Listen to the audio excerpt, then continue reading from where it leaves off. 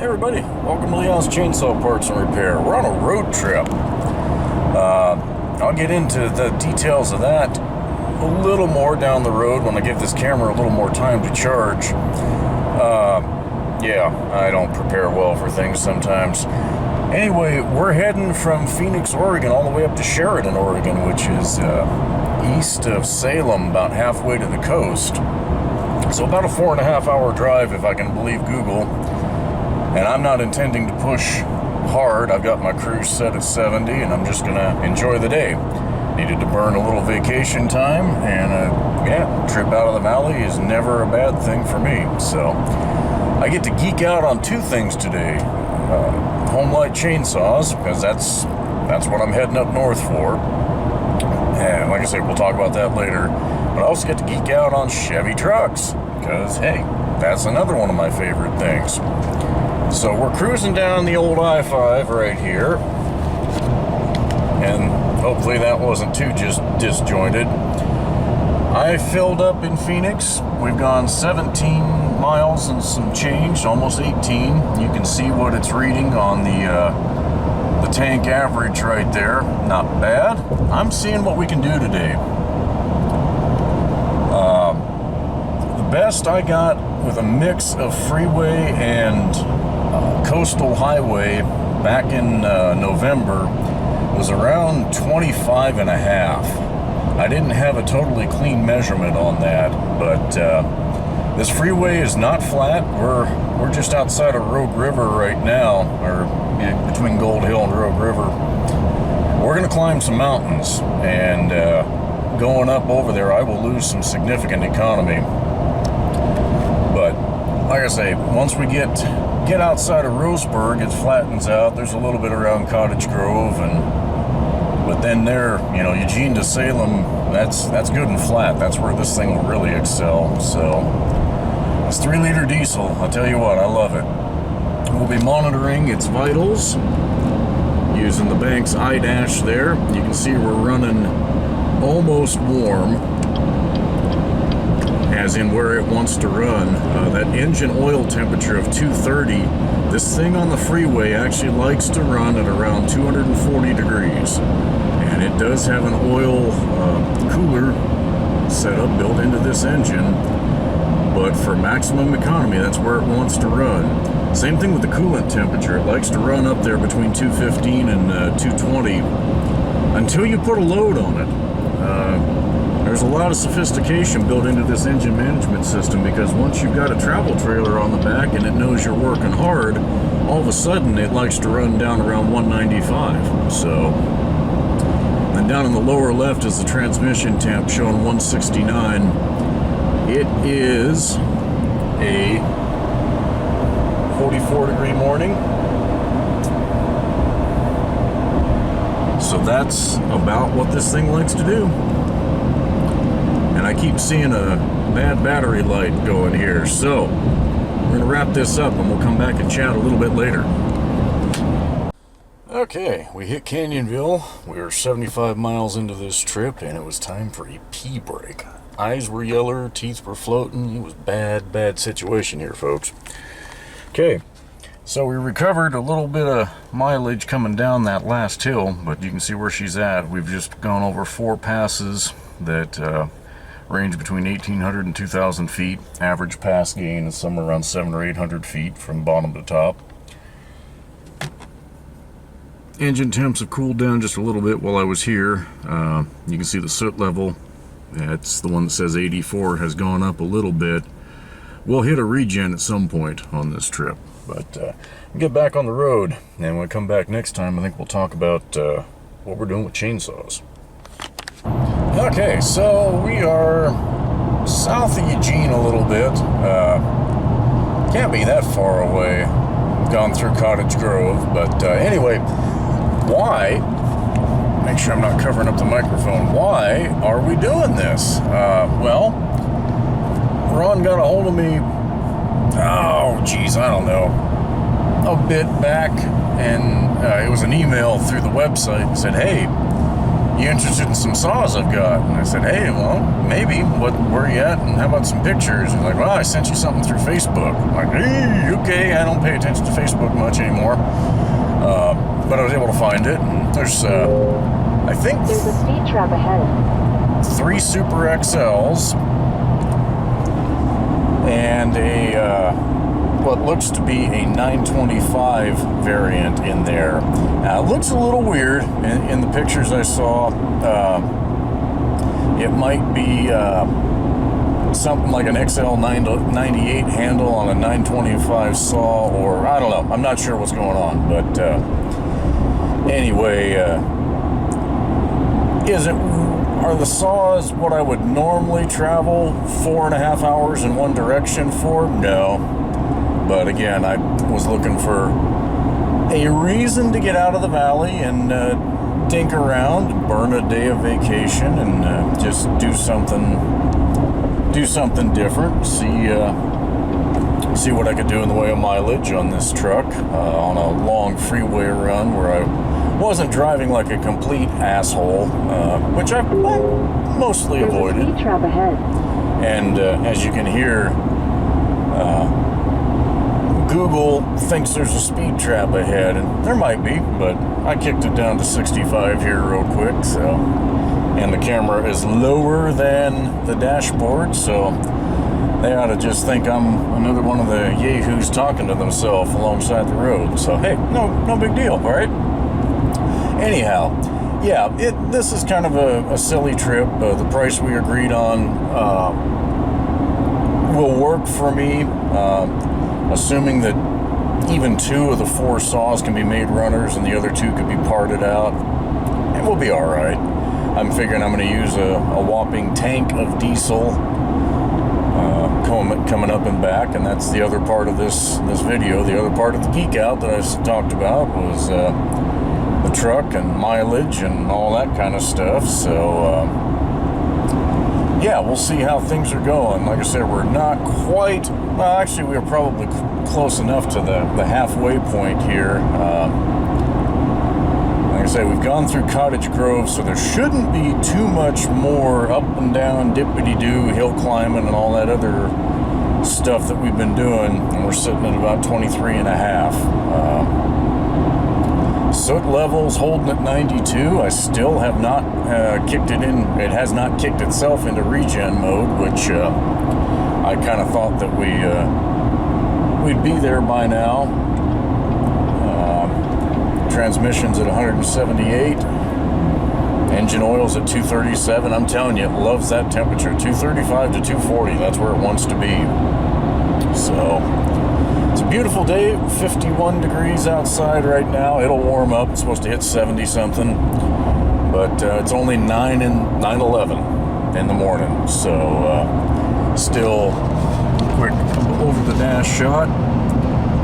We had some weather last night up and down Oregon, so there's a speed trap ahead. Well, that is getting annoying, isn't it?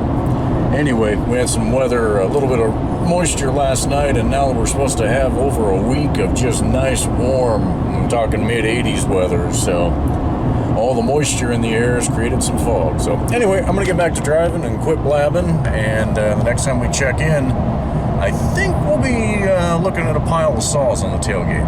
That's my thought. Okay, we are officially heading home. That is probably the high water mark at this point. I mean, it was 24.9. It's dropped 1 because I merged onto the freeway. The coastal highways, you know, the highways heading from I-5 to the coast that are 55, 60 miles an hour, that's where this truck shines. But yeah, we'll see.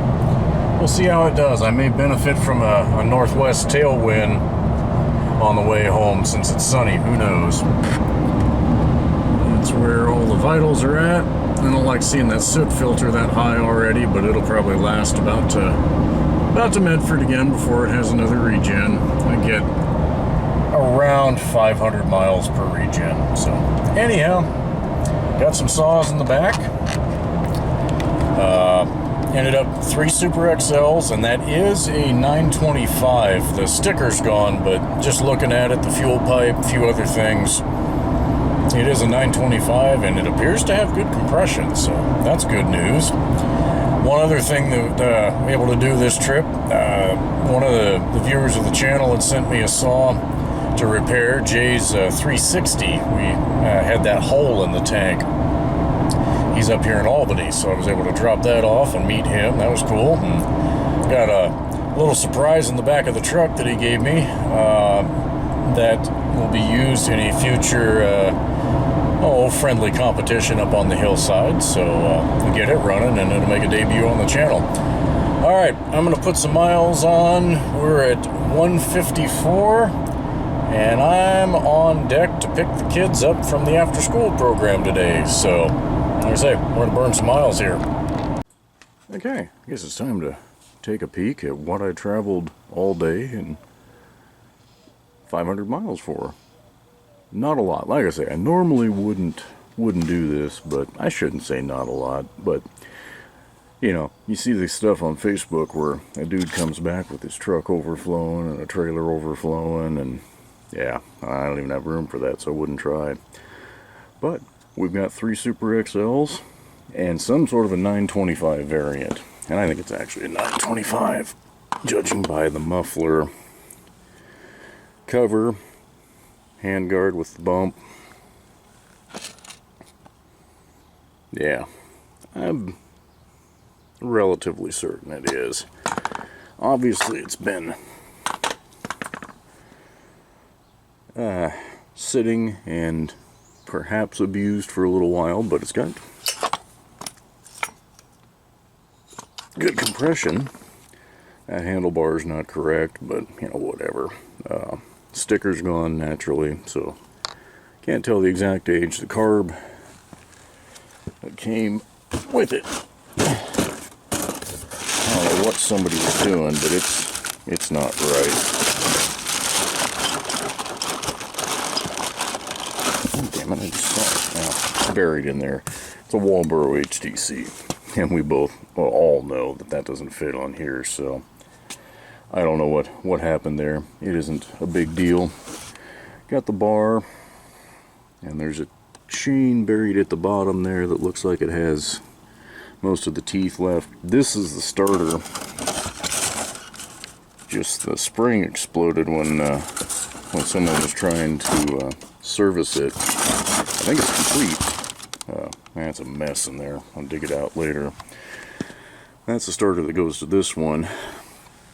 And is a Phelon electronic ignition system. So my guess is this was retrofitted on, because that's a 1980 saw. So like I say, I think that was a retro, probably a blue coil failure, and that kit was installed. But decent bar. Chain has about half its life left by the time I sharpen it correctly. So again, compression is there.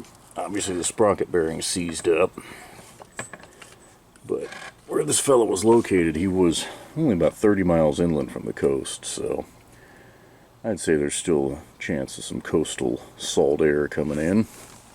So the next one looks pretty good. Somebody added a metal air filter cover. That's a 1979 model.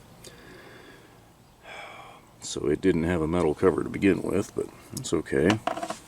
Pretty complete. Again, compression is there. Another decent bar. Chain, again, will be about half by the time I get all the nasty whoop-de-doos out of it, but that one should be a complete runner. And then this one, that should be an earlier 70s model based on that. Yeah, 77. And that's got good all-around paint on it. This one really looks nice and still has that old-style muffler. Not 100% convinced that's original to this saw, but it could be. I don't know the exact cutoff date when they switched to the bigger muffler. This has a 24-inch bar, and you can tell because it won't stay standing up. These don't have enough weight to them. Pretty nice chain. That low angle makes it look like a ripping chain, which, I don't know. I'm not sure why you'd want to mill with a Super XL unless it was the only thing you had. But anyway, it's got compression as well, so as long as I've got spark on all these and or a way to get it, I think it'll come out pretty happy. So that's what that trip was all about right there.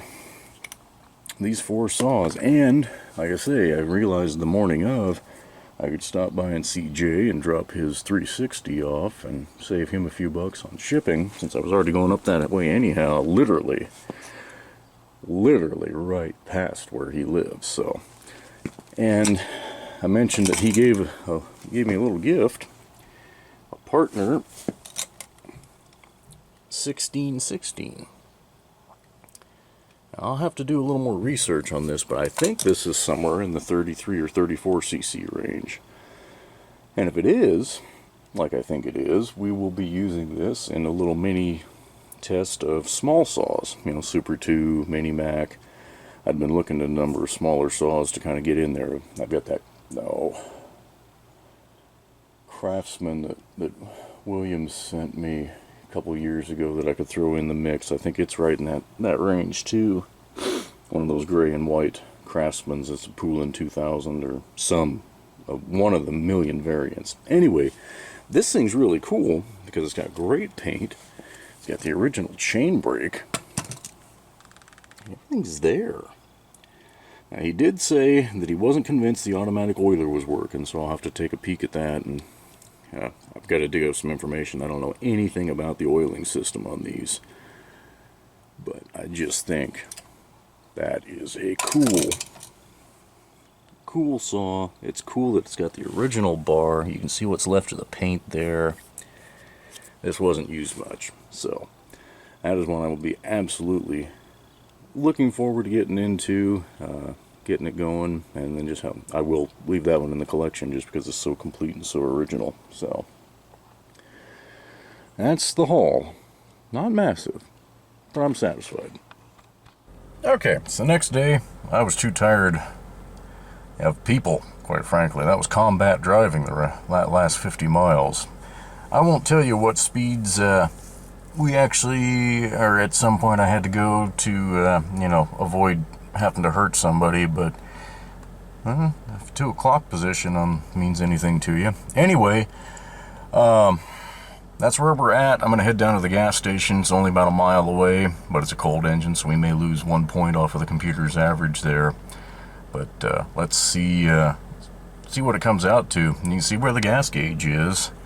And when you flip, or diesel gauge, excuse me, fuel gauge, you flip through there, it claims it's still got 82 miles of range, and I can basically confirm that when this thing reads empty, you've still got about 2 gallons in that 24-gallon tank. So we should only take about 20 gallons at fill up, roughly speaking. So let's see what it comes out to.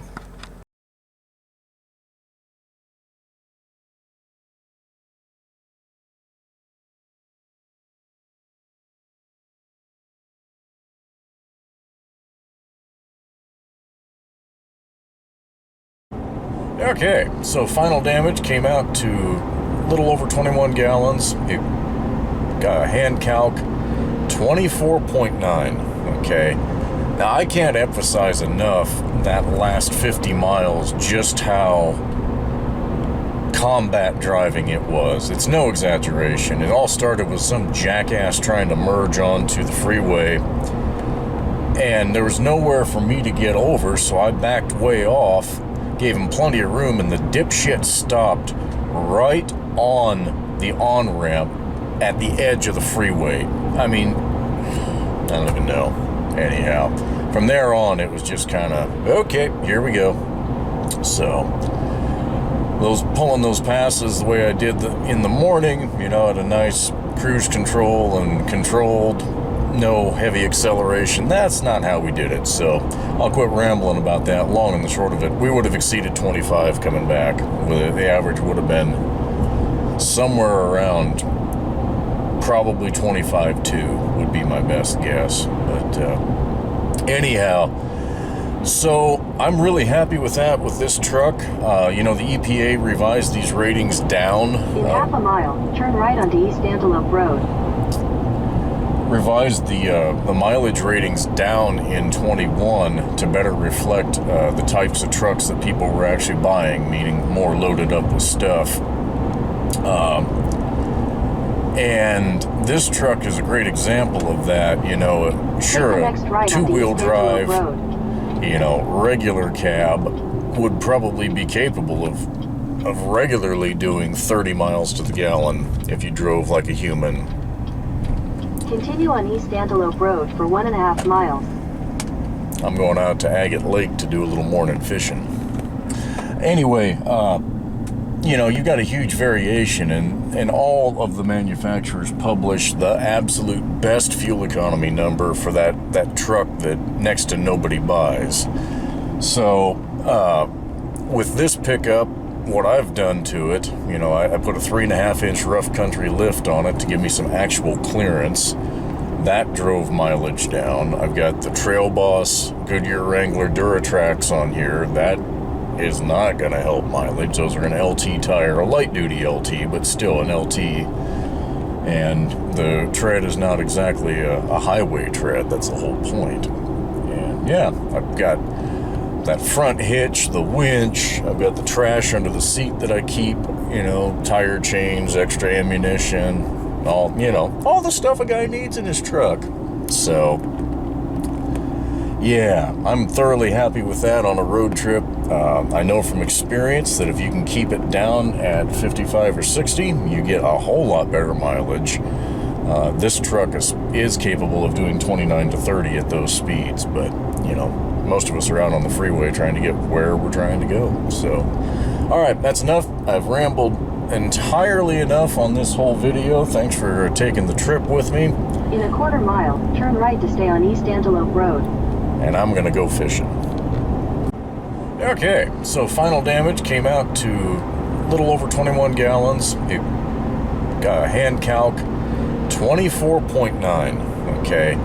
Now, I can't emphasize enough that last 50 miles just how combat driving it was. It's no exaggeration. It all started with some jackass trying to merge onto the freeway, and there was nowhere for me to get over, so I backed way off, gave him plenty of room, and the dipshit stopped right on the on-ramp at the edge of the freeway. I mean, I don't even know. Anyhow, from there on, it was just kind of, okay, here we go. So, pulling those passes the way I did in the morning, you know, at a nice cruise control and controlled, no heavy acceleration. That's not how we did it. So, I'll quit rambling about that. Long and the short of it, we would have exceeded 25 coming back. The average would have been somewhere around probably 25.2 would be my best guess. But anyhow, so I'm really happy with that with this truck.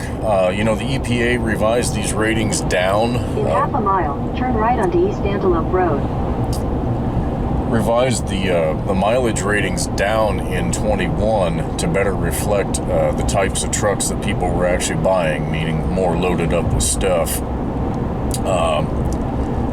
And this truck is a great example of that. You know, sure, a two-wheel drive, you know, regular cab would probably be capable of regularly doing 30 miles to the gallon if you drove like a human.